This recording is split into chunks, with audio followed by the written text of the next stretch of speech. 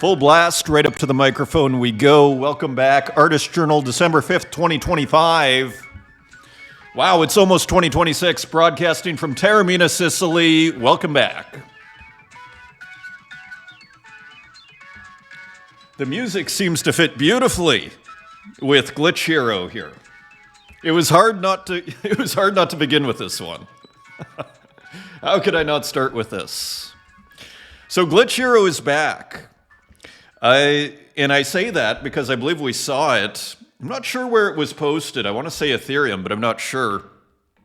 But we see two remixes. Interestingly, and it's what I've long called the dilemma of the digital artist, is, yeah, you can make almost infinite variations, interestingly. So it becomes I would say, a bit of a balancing act. It's not a high wire act, but it's a bit of a balancing act. Because theoretically, and there's probably going to be a digital artist in the future, what I would just call an artist, really, but there's probably going to be an artist in the future who just goes, you know what? I'm going to take the same artwork and I'm going to remix it over the course of my career.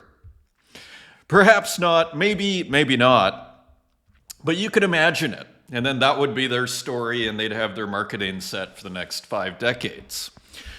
So here we go. So here is Glitch Hero, beautiful remix. As I've long said, referring to the philosophy or the nature of technology, a combination is one of the ways that technology advances. Fascinating book. Again, I've only read a third, and I keep meaning to go back to it. In some hypothetical future, I would love to just take 5 episodes and look at that book. Maybe I will. Maybe I will. For now, we're just going to keep with our weekly updates here. So, combination. So, and what I mean by combination is this is based, as we see, love the TV screen eye as the hero there. The CRT TV, I believe you call them. Pixel art animation created using Deluxe Paint 4, Glitch Hero returns on an emulated Amiga. And then, importantly, data-bent MP4 video outputs edited into a looping GIF. So 700 Tezos, which is only $346. I imagine this will go. This is part of Super Chief Immortality Show. Interesting title. And yeah, so this is Sabato, of course, and this is on Object, and this came out December 1st. So earlier this week. So importantly, though, when I say combination, we basically have pixel art, let's call it, in the form of Deluxe Paint 4, and it's being combined with Glitch. Now, we've seen this happen with Hermipe, of course, but more in, let's say, the RGB and almost where you start to, I believe the effect is where you can start to color separate, and then it gets kind of, stretched out, and you get different colors. This is a different glitch technique. This is data bending, I think you would call it. So quite interesting, isn't it? Quite effective. What I like about it most, interestingly, the color changed. What I like about it most is a couple of things. The first, it takes a very, I don't want to call it pedestrian, but it's a superhero. It's a comic book type character, content. So you might call it, for lack of a better term, we might say it's not the most serious content ever, but aesthetically it delivers, and you could say the combination of the two processes creates what you might call it's tempting to call a semi-serious result or a serious result, right? I mean, when you look at this, it's quite persuasive aesthetically. And this is something that we've long discussed here. This kind of return to aesthetics. Again, we recall that Ballard interview that I was mentioning where it's almost like in the early 2000s, it's like aesthetics were almost completely, disappeared from the work. As he put it, it became almost like a psychological test that you were going through more than the experience of going to an art show. So here's Glitch Hero Returns, and here's Glitch Hero. Now, I thought maybe this was never released. Maybe this is the original. I'm not sure. So here's Glitch Hero and Glitch Hero Returns. These may be the only two versions. I'm not sure. And I don't see, so maybe these are the only two. For some reason, I feel like I've seen this before, though, like a year ago. So, but maybe it was never minted. Is that possible? So I'm not sure what's going on here. So perhaps this is the original. And then again, though, importantly, you have combination at work here and getting results that you'd just never get any other way. Right, so very interesting, very powerful. This one's an edition of 10 for 200 Tezos and Super Chief Gallery. Not exactly sure what's going on here. Super Chief and Sabato, I'm not sure what's going on. What is the edition? It looks like, is it an edition of 10? So pretty cool, starting us off there. Glitch Hero getting us going. And big thank you and shout out to Redbeard. You can find Redbeard at Redbeard NFT on X, sponsoring this week's episode. You can also find El Barba Roja Blue Check, or Redbeard, was recently interviewed on Verse, actually, so a patron of the art community. Here is the page, and put out this. This got a huge 250,000 views here. I actually met Redbeard in Paris during Art Basel Paris at the William Mapon show, or the Code and Matter show that William Mapon had some works in. So big thank you to Redbeard for sponsoring this week's episode. Of course, he is in, and there is Redbeard. Not sure what's going on there. Incredible first day at Art Basel. And he is at Art Basel, actually Miami Beach, and just wanted to sponsor the show. So I said, why don't I show your X feed? And here we are. And we're going to look at some of what's going on at Art Basel here. This episode. Also, look at this. Be a Cheeto, 280,000. So thank you again, Redbeard. Quite an audience there. And so talking about the digital art scene, it's too long for us to go through here. But really cool post. And you can find it under articles, under Redbeard NFT in Redbeard's account on X. And so here, just giving a shout out. So really someone who cares a lot about digital art. And everything. Art on the blockchain, as I like to call it. And so big thank you again to Redbeard NFT, or Redbeard. Let's look at the comments. An aesthetic gravitational pull. Wonderful. 385 views. Excellent. Still trying to break through. We've had a couple at like you see, there's 1,000 views. We've had a couple, but here we are, episode number, whatever it is, 464. And you know what's funny? Like, YouTube, like I gave it, because I once had a show called Visual Hip Hop, and I'm like, has anybody ever talked about this? So then I did a search on YouTube, and my own video didn't even show up when I looked for and nobody, as far as I could tell, feel free to double check, but nobody had actually made that in a title of a video, but my own video doesn't even show up there. So go figure. Anyways, doesn't matter. We are playing for the long game here. 10 comments. So thank you, Toby Eaglesfield. Gems still popping up in Tezos. Indeed. It's quite wonderful. This is a shorter show because I don't think as much is being minted on Tezos. I love it when things get quiet. I for whatever reason, it's, I don't know why. Maybe it's a contrarian nature just by default here. But I love it when things get quiet. But yeah, gems are still popping up. My comments was featured. Jeff Faust, I hope one day it will be my art that is featured. Cheers to another video. Well, thank you, Jeff. And yeah, feel free. I do check the community. About once a week, I go through the community there. So feel free to come in, and I should probably be including more works in the community. I have a massive schedule right now. Just got back from London, actually, where I was interviewing Rick Rule for all you financial speculators out there. So that was huge. And so, yeah, there's a lot on the plate right now, but thank you. And again, feel free to share your work in the community there. On my profile, Webgirl, great to hear from you. Gave it some hype points, and you should too if you read this. Thank you, Webgirl. Great to hear from you. Wonderful new discovery here. Jake Studios, awesome to hear from you. Wonderful artist. I don't think I have the work in this week's show, but just an amazing artist. I almost began with that work. I sometimes hesitate to say that, but yeah, I almost began with that work of Jake's. It was so good from last week. Udo XYZ, great to hear from you. And I believe we have Udo at the Bali residency in a tweet here coming up. Roon Toon. On post-AI art being a marketing term to stimulate sales and packaging, I think you're totally right.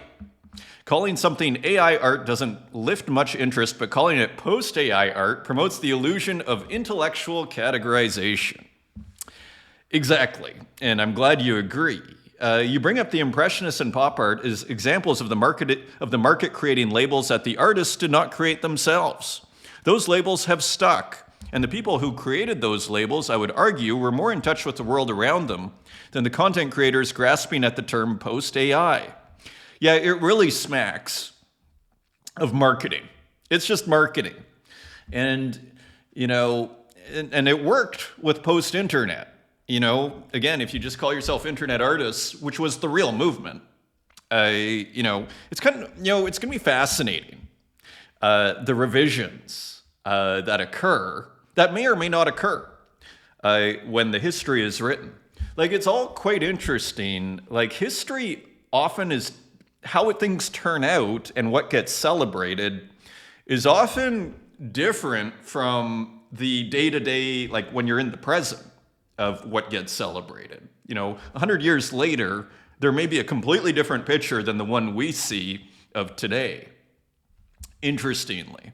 Perhaps I'm naive and post-AI will stick, but it's a totally invalid label. Yeah, like it's semantically wrong. But as that other commenter put, don't get out of sorts on that, Adrian. All is well. AI has only just begun. It's happening now. It seems like a phony intellectualization is symptomatic of a market-driven desperation by a few I love how you call them content creators rather than artists.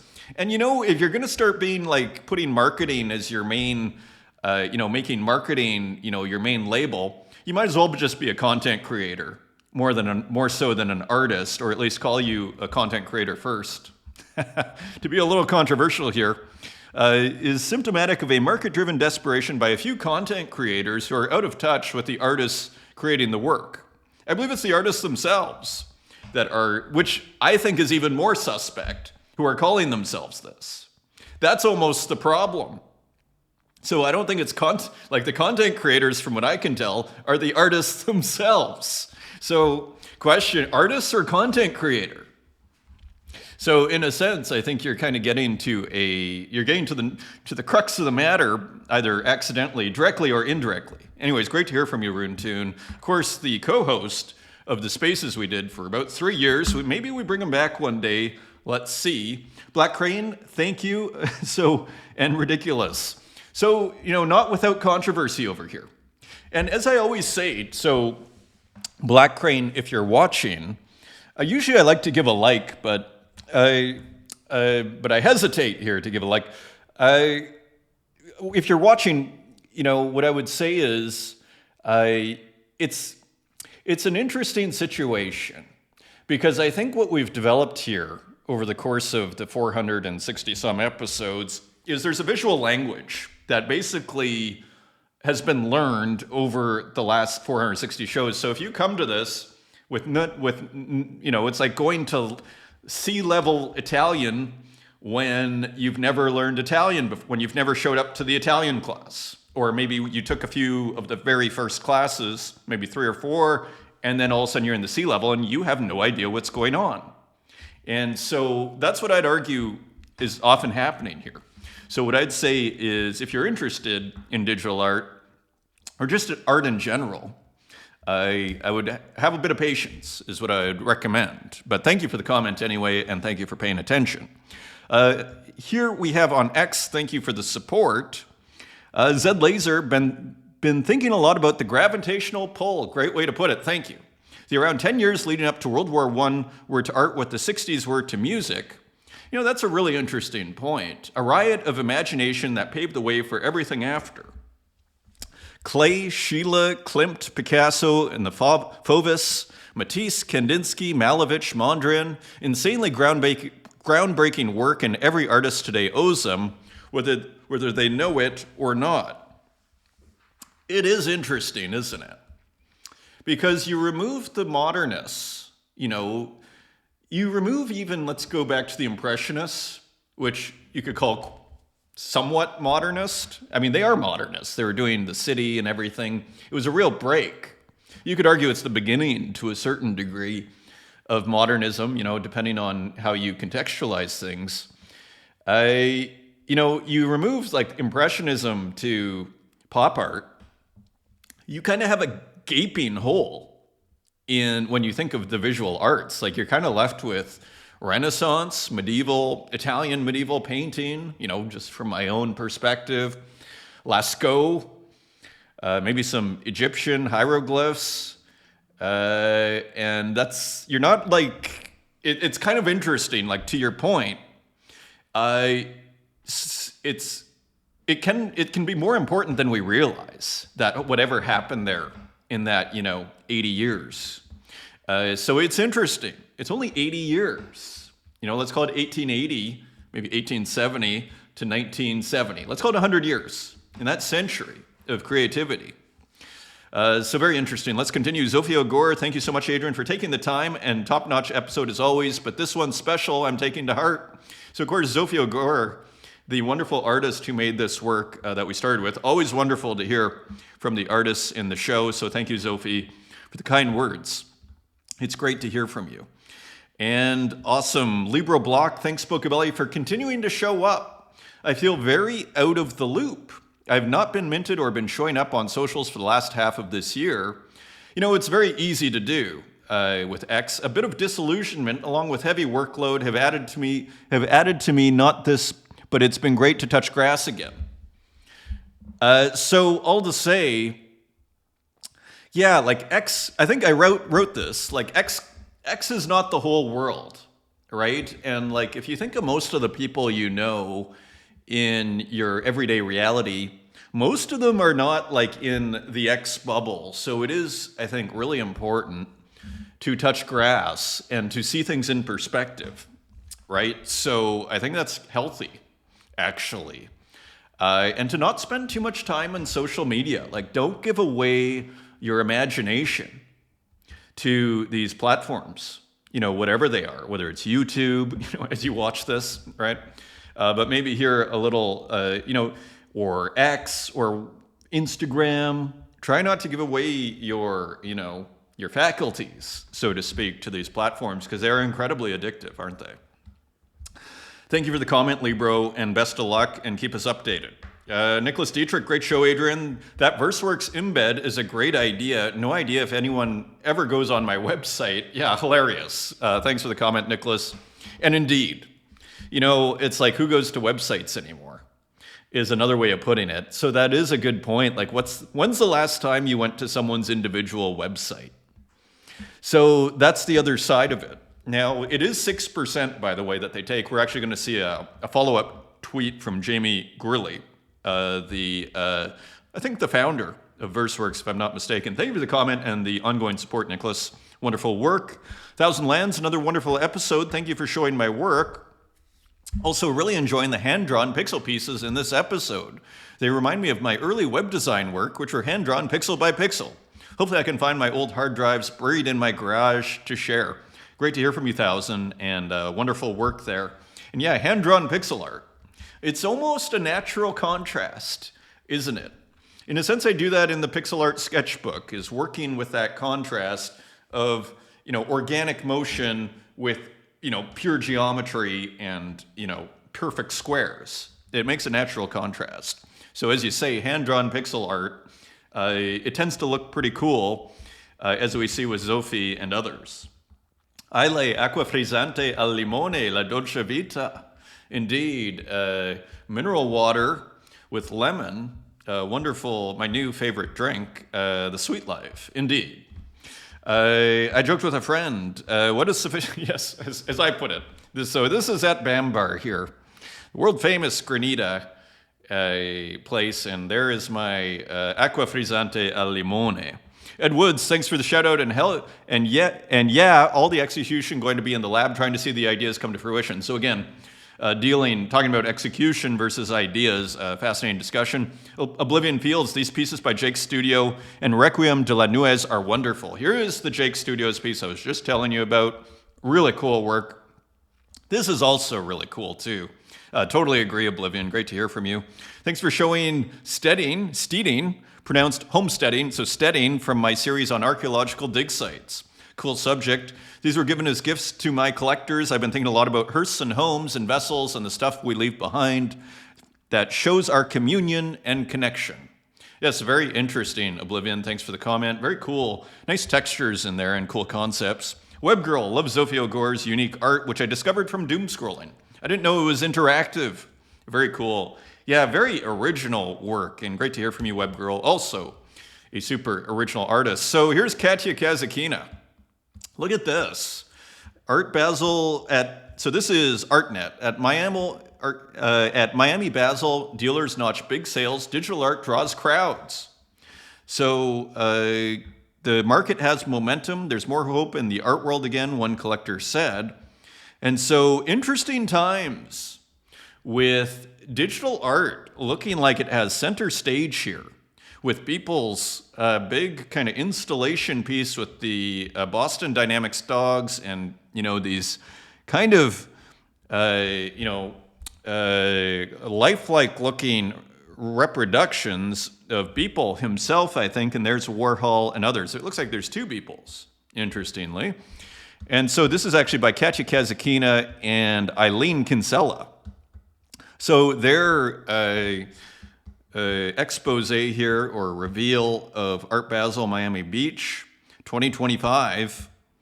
So here it is. Not exactly crowded there, but maybe this is the preview.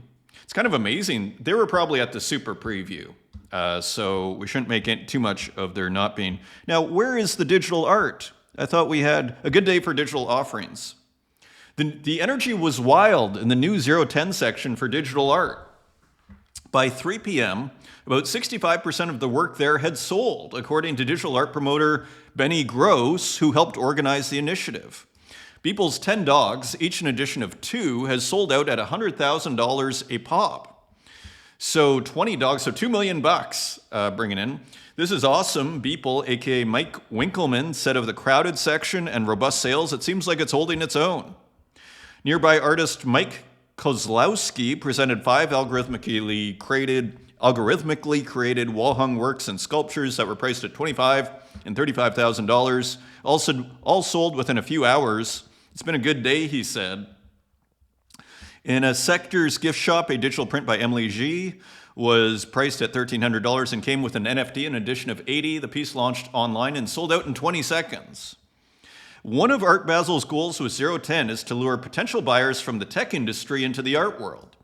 It, quote, is the first substantive move in that direction, Art Basel CEO Noah Horowitz said. You're going to see a lot of new people coming around to Art Basel as a result of this. His conversations with the fair's exhibitors inevitably come down to the challenge and building bridges to new collecting communities, he said, and continuously bringing new audiences in front of them and their artists. So interesting. So there's optimism in the art world again, too. So very interesting there. And Art Basel's account, which is still kind of small, 722,000 followers. I'm not sure if those are real, but nevertheless has been posting a lot. Thank you for the digital art community for an incredible opening day for 010. And so here we have some video, as you see. So I thought I saw Patrick Jambon there for a second. That would have been hilarious. And here it is. So I assume this is a preview. VIP day, exactly. So looking interesting here. And of course, there's I think it's the LACMA in LA having a big Beeple show. I'm not sure if that finished yet. So interesting. It'll be very interesting to see, because in a sense, the sales don't tell the whole story, because you can imagine the crypto scene is going to support this, or at least there will be elements in the crypto scene that are going to want to support this. What's going to be super interesting, which is what I mentioned with the Beeple show, is whether the public is interested. And I think, like this, I did start to see on social media, this work here. So it's going to be interesting to see if the works presented at Art Basel resonate with the public. This is the big question, I think, because we already know it resonates with the crypto scene. And so it's interesting. I mean, my own take here, to a certain degree, is, to me, it's still an incomplete picture, what's going on at Art Basel, but fair enough, it's going with the, biggest sellers in the whole space, but it is incomplete. And, so it is interesting, though. So let's see. We have more, actually, and let's close that. Today at Art Basel, so this is Lavalley Kelly. Today at Art Basel 010, the new world is happening. So lots of optimism in the digital art scene, as you see here. And here's the beautiful show by Verse and Tyler Hobbs. So cool. Looks fairly well attended. This is probably the VIP. So a lot of interest there. Art Basel posting Kim Asendorf. So they're going all out, interestingly. So here is some more. So Art Basel is going all out, at least on their Twitter feed, to promote digital art. This isn't a ghettoization. This is full-on support. So it's quite interesting. Let me close that too. Alpha Centauri Kid, I don't know about you, but I never signed a Web3 ethos agreement which prevents me from exhibiting art at contemporary art fairs. What do you want from us? To just share art on Twitter for the rest of our lives? I'm diehard Web3 bro.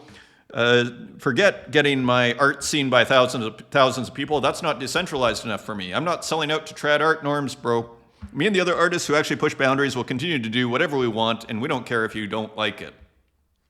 Yeah, so I guess it's interesting. I guess people within within X are skeptical. I'm actually surprised to see this. I would think that most people would embrace it. I mean, again, as I mentioned last episode, I'm watching lectures from the great courses on Impressionism. Perhaps it's not dissimilar in the sense that there were the salon shows that were kind of the more officially sanctioned shows that the Impressionists were largely rejected from.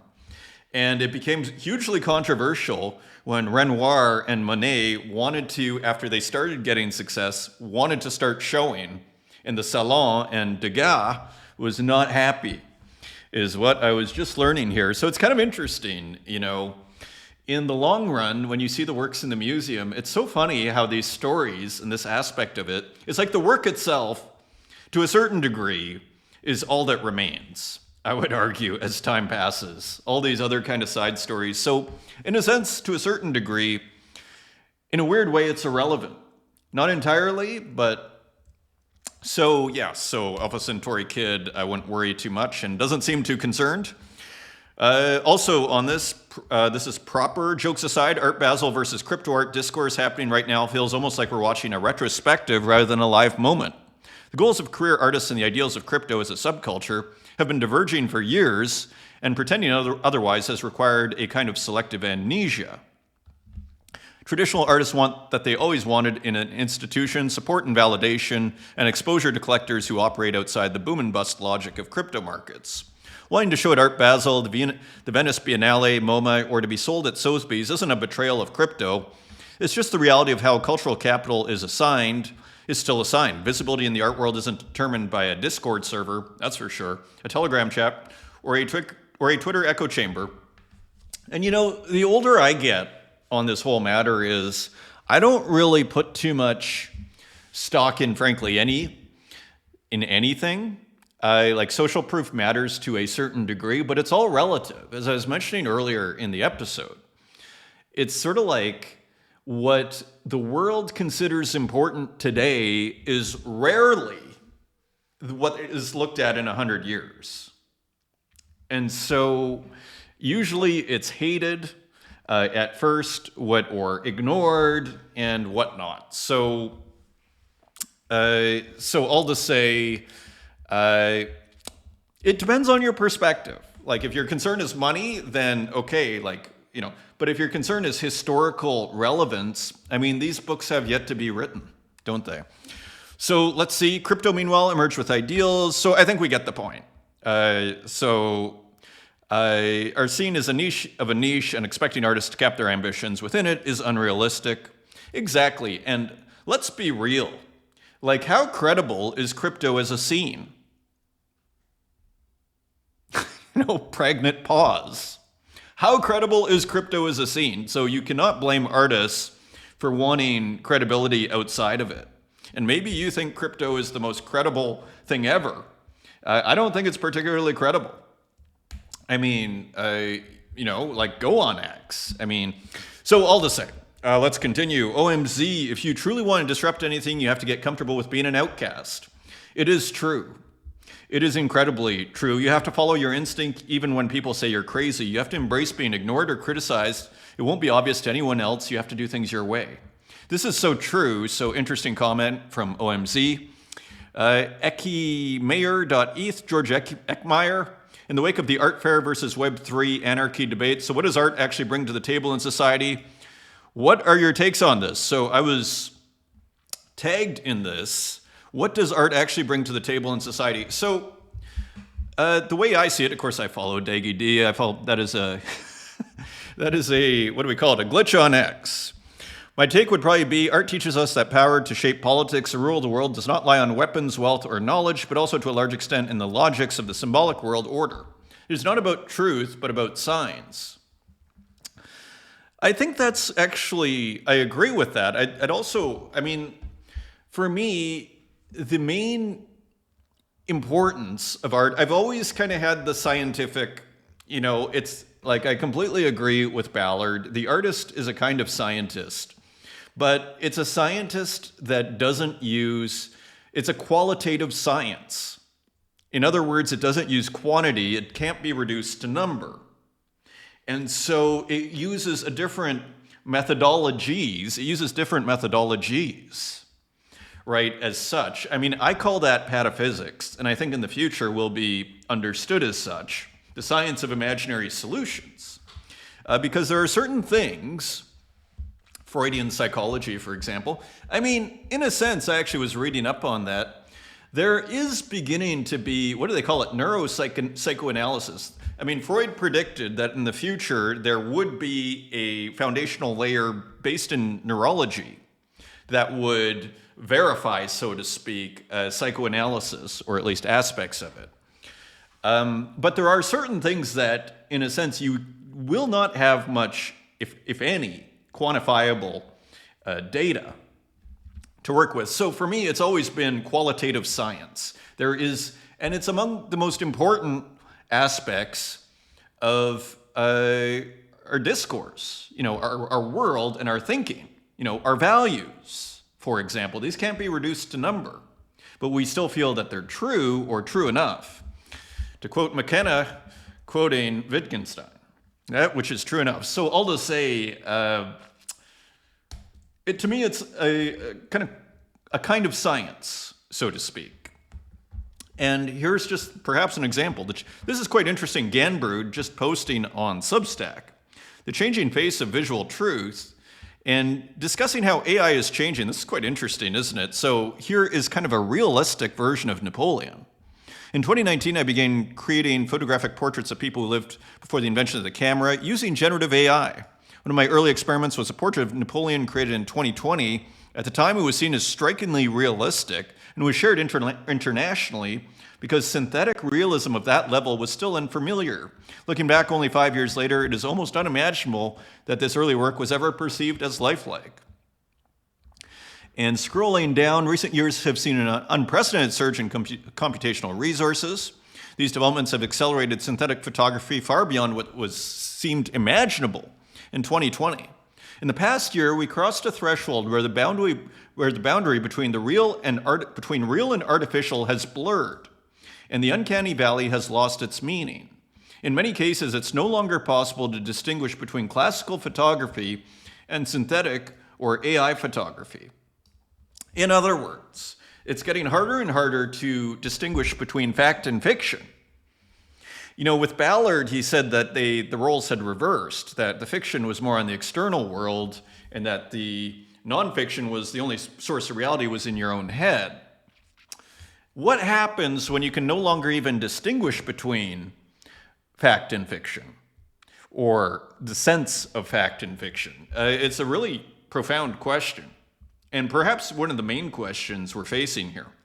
The cultural and social consequences of this shift are impossible to predict, but the impact on every aspect of the world we know is certain.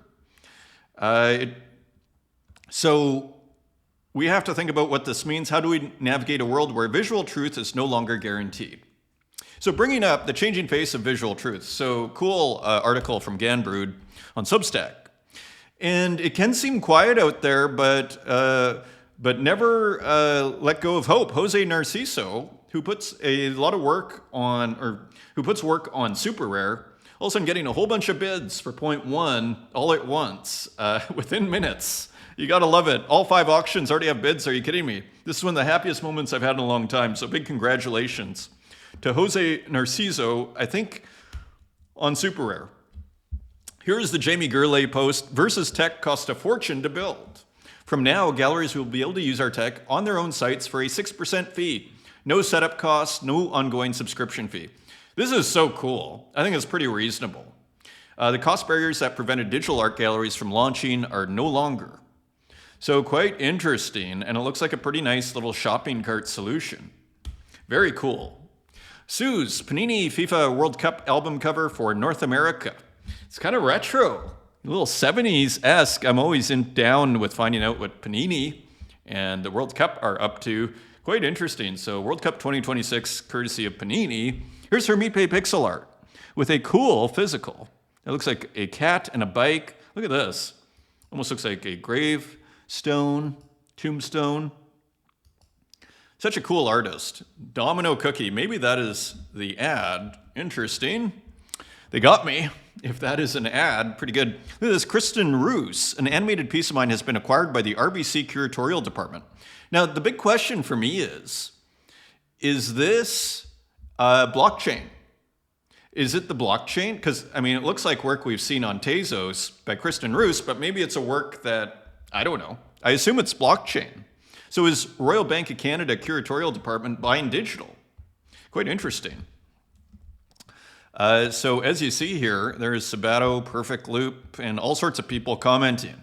Pretty cool. I love the display, the circular display. And there, a little bit of a write-up there too. Very cool. And here's Udo, fully on-chain GIF. Of course, I follow Udo.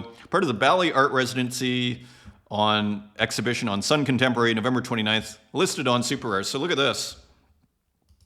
Cool physical rendition here of a digital artwork and classic Udo work.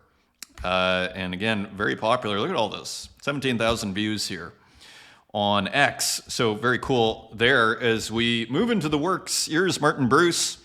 Dino Riding Clouds, edition of 15. And I think this sold out at 30 Tezos, which is only $15. So nice price there for Martin Bruce. And you kind of see a dinosaur among clouds and some cool brush strokes. So keeping it interesting and beautiful as ever with Martin Bruce on Object. Here is Yuri J. continuing to do just very solidly. Let's just see what happened here. Transferred on Super Rare. So perhaps a commission. Quite a kind of a looser work here. You see the loose bike and everything. Almost looks like it's drawn with a mouse. And again, you see all of the outlines being filled. Almost Madonna Pietà or Madonna and Child type situation there. Not sure what's going on. Pretty cool work. That's on Super Rare. Here's William Mapin. And let's make sure we have the whole work. I believe this is the whole work as you see the edges. Now, William Mapin, I believe is how you pronounce it, the French. We saw works like this for those that were in Paris during Art Basel Paris for the Code and Matter show that were looking like they were made by hand. And I'm still not sure, actually, if they're made by hand or if it's a pen plotter or if it's some other way, maybe through code. I'm not sure. My impression was the original inspiration was made by code, and then it was basically, and then a physical version was made by hand. I'm not positive on that though, which is kind of cool. In a sense, it leaves a mystery of sorts, as you see here. It's a very physical, almost modernist looking work here. Beautiful work by William Mapon. Here's Kazuhiro Ehara, and this is on X, an interesting digital painting here. This one looks a little more digital than the other ones, interestingly. A little bit more of a digital brushstroke. Keeping it interesting here, just a few colors, orange, black, white, a little bit of gray. Lorna Mills, this is on Taya, kind of a fun work. And love the colors on this one. What is this called? This is called Conditional Mood. Cool title there, edition of 7, sold out. Also someone who continues to perform very solidly. What do we have here? Selling out at, I believe it's 150 Tezos each, but I'm not positive on that. It doesn't really say, interestingly. And here, history. And yeah, I'm not sure if that's because it's selling on object or what the deal is. But anyways, here's another work by Lorna Mills. Great color in both those works. Kind of a 70s kind of palette there. And this is, what is this called? Braggadocious, again, coming from the racehorse names. And here is No Hygiene, and just some emojis is the title. This is, I think, 450 Tezos. Beautiful one of one from No Hygiene, pretty reasonably priced. Some angels. And this is still available. So about $225 with Tezos at 50 cents. Pretty reasonable, considering some of the sales that No Hygiene has had. Rinny Fish with a new work here and some audio. This is 200 Tezos. And we will see. Always kind of fun.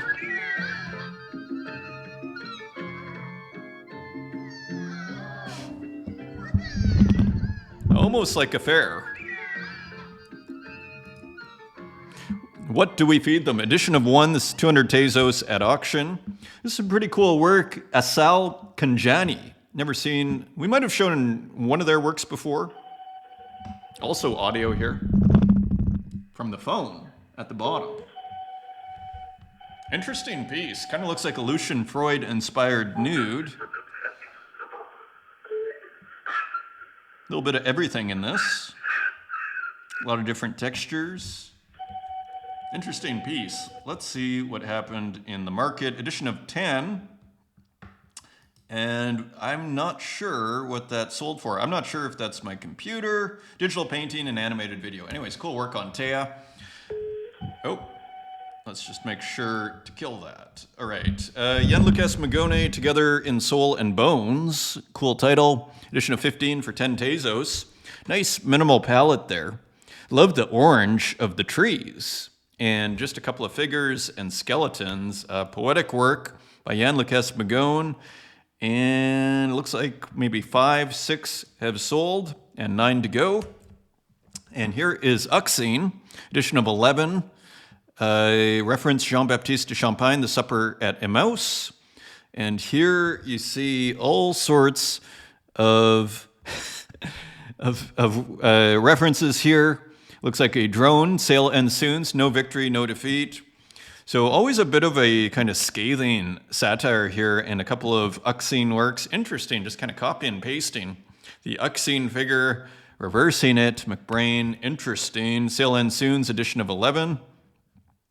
And transferred, looks like to previous collectors, I assume. Your Year Wrapped, I thought this was hilarious, actually. This is also by Uxine. So we're starting to get, who of course I follow, I don't know about you, but I got this in my YouTube yesterday. Like, look at all the garbage you watched in the last year, and I thought to myself, this isn't good. Might have to change that. So, yeah, I kind of love this work here. It was kind of obnoxious. These corporations kind of coming in and trying to be your best friend. Corporations do not care about you. You know, it's important to remind yourself. I lay with a beautiful work here, great work. And here, nice AI portrait of sorts. Does it have a title? I don't think so. and GM. So cool work from Ile. And here is a work by Scamra. Look at these textures here. This is also on X. And again, stable diffusion, one assumes, and these great textures. Here's another one, almost going out of focus. So just continuing to pump out interesting artworks here, and very interesting kind of combination of almost fuzzed out of focusness with kind of a rich texture here. So it's an interesting, it tricks your eye. Because it looks like it should be wrong, but then that's fuzzed out, with this kind of Gaussian blur or just out of focus, but then you look closer and it looks like there's some kind of rich texture, kind of tricking the eye. Pretty cool. Here's Nova 1914, Orchide. I don't know if that's Spanish or Latin. Interesting flower still life here, floral arrangement. Almost like the flowers are bent out of shape or kind of squished. Interesting piece. What happened to this? Sale for 22 Tezos, edition of 2.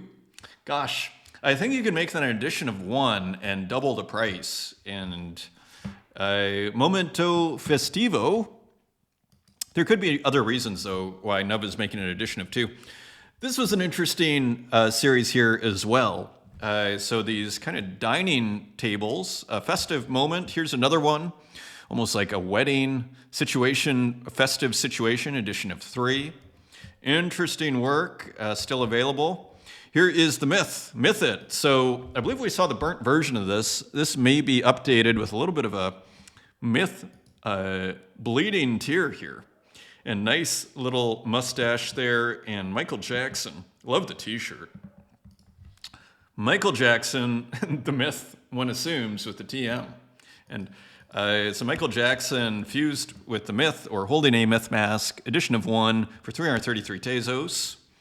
Kior, this was pretty interesting. This is just on X. I assume an abstract.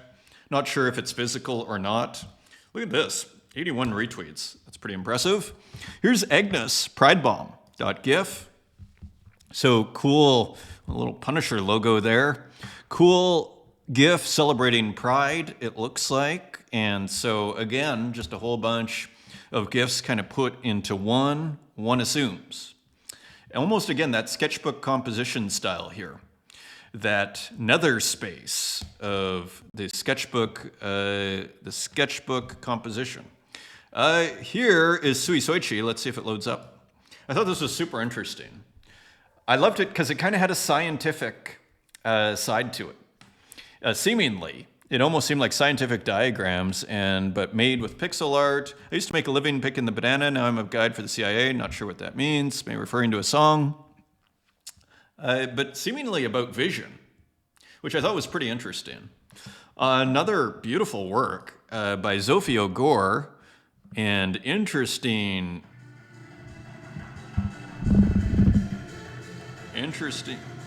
So you click it once and you get audio.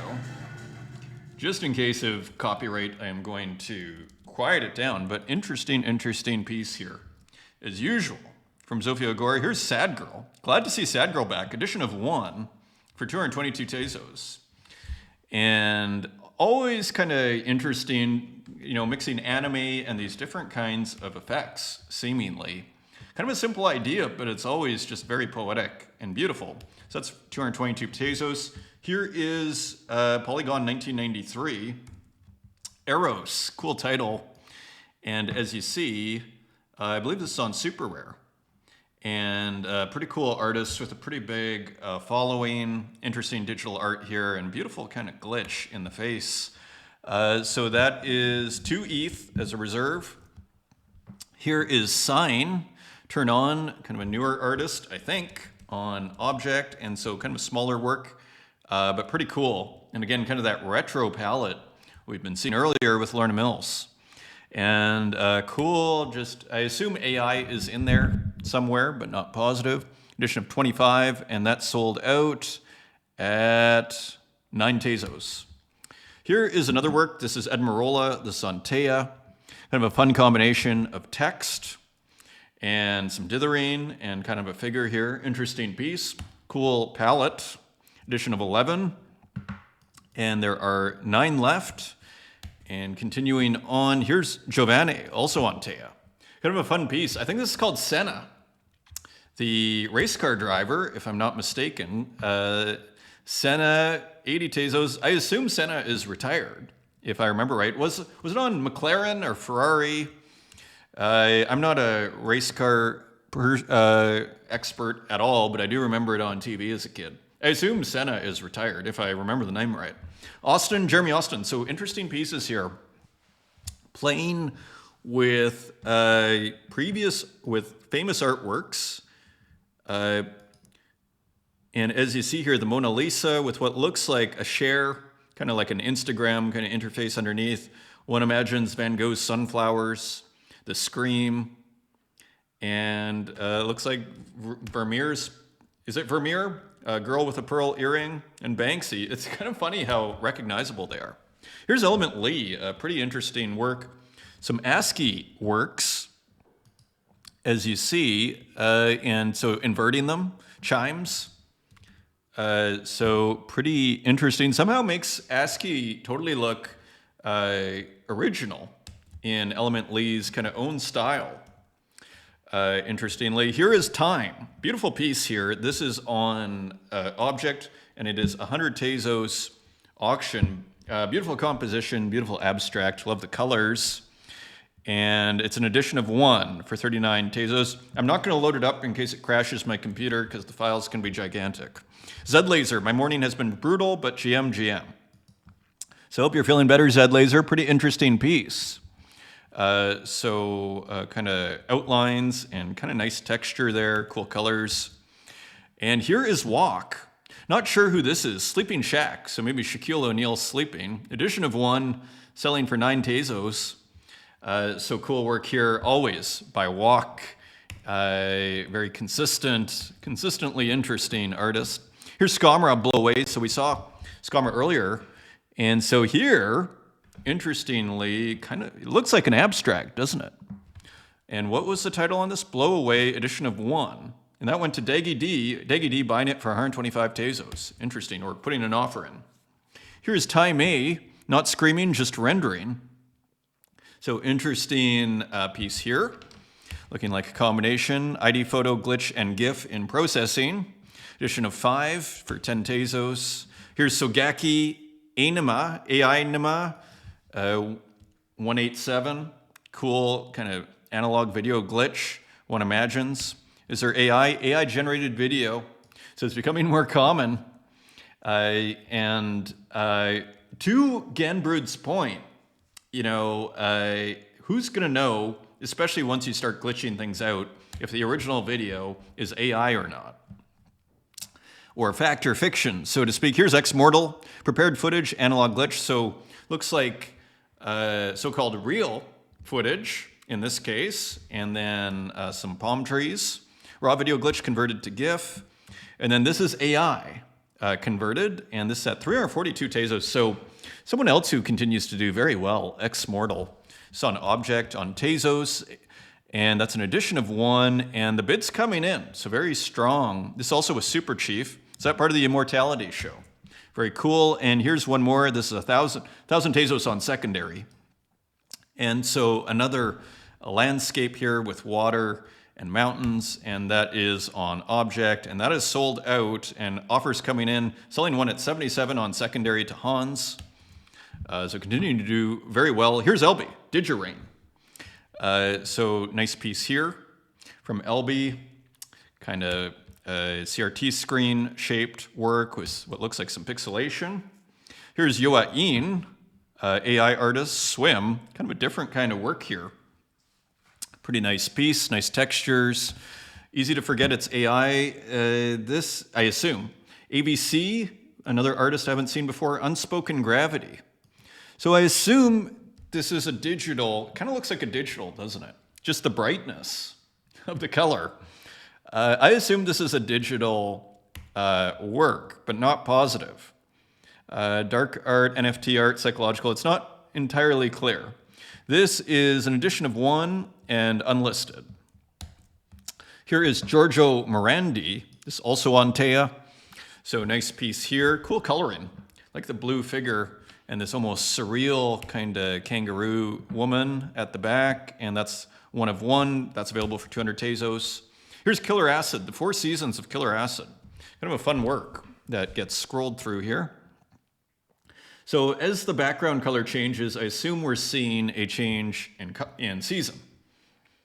It would seem, so cool artist, has a couple of series, I think, on Bitcoin and kind of their own shop and everything. As you see the full cycle, that looks like winter, doesn't it? And this must be us, where we are right now and going into spring. So kind of fun, kind of cool. Andre's Summer Blues, interesting, pretty nice piece here. I think this is a new one. So cool psychedelic illustration, nice palm tree there in the background. Beautiful work. Here is Burka Bayram, Necropolis Playground. So perhaps continuing, hopefully, with the Minoan, perhaps, theme, edition of 10, or actually this is an open edition for 1 Tezos, 10 have been minted. And let's see this one, also by Burka Bayram, Which of the Many Faces? So not sure if these are still Minoan or not. It may not be. But classic Burka Bayram, again, these dots are pretty nice addition. Kind of creates a nice contrast. This is cool too. This is orchestral by Caving, kind of an artist that's been around and just continues to work away at their abstracts here. Quite beautiful abstracts, I have to say. Very interesting artist, edition of 5. And you can collect it for only $2.50, $1.25. Here's Renki Yotsuya. So cool animated abstract from Renki, just going straight up blue and black. Always keeping it interesting, edition of 5. Here's Humdrum, Unstable Recall 05. And this kind of looks like, again, we have a wedding cake. Kind of looks like someone's parents, but done with AI and a little bit of pixelation. And you see almost this old photo that is being animated. Ritual presented with the Art Market curated program is at the same time an archive and a wound. An attempt to show that even a manipulated photograph can be the place where someone comes back into existence. Edition of 1, and this is available for 120 Tezos on Fake Whale Gallery. Cool work there. Here is Ahuro Yavari. Some cool photos showing up on Object. This kind of looks, I think it says Persepolis, doesn't it? Of burned stones and unburned name. It is. The surviving columns of Apanata and the gateway of Persepolis. And I think these are just being put online. I'm not sure if they're being sold, interestingly.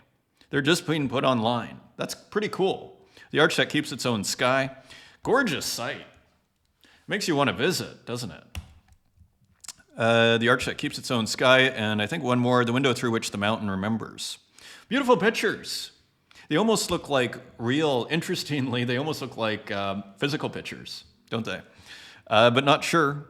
So very cool. And finally, Die with the Most Likes, Dying is Not Enough. Kind of looks like a combination of physical and digital, doesn't it?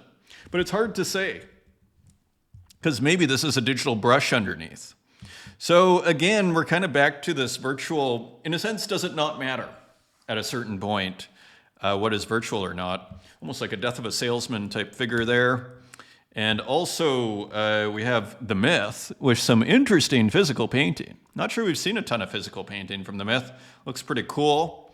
Nice kind of underdrawing there. Nice drawing. Nice textures.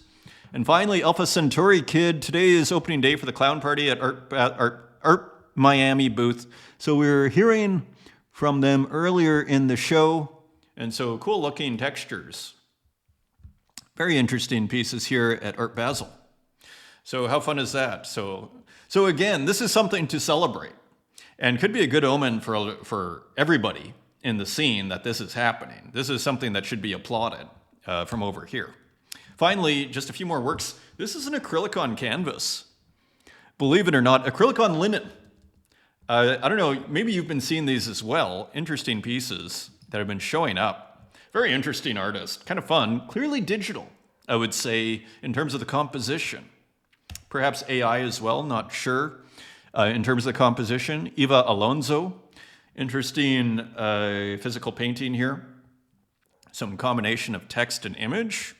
Here is Bondozo Bandito, Make Tears and Money, just continuing to, look at that, 2,800 likes, so continuing to do very well here. And you see just a machine, a production machine. Here's Nugget Brain.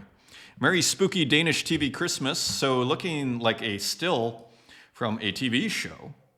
And you see what looks like a vampire there from an awesome artist, Nugget Brain. And here's Christian Tien Wang, kind of well known for her memes, U.S. hospitals calculating your bills. A little more painterly than usual. Usually it's a little tighter from what I remember. Anyways, it's been showing forever. I remember seeing her at Nagel Drexler in Berlin, her show. It's pretty cool. Kilim Angero Mini Kilim. So cool textures of Mario Brothers. Not sure if this is meant to be art, but it looks pretty cool, doesn't it? And that is your show, my friends. Thank you for joining me again, and I hope you have a wonderful weekend. And until next week, take care.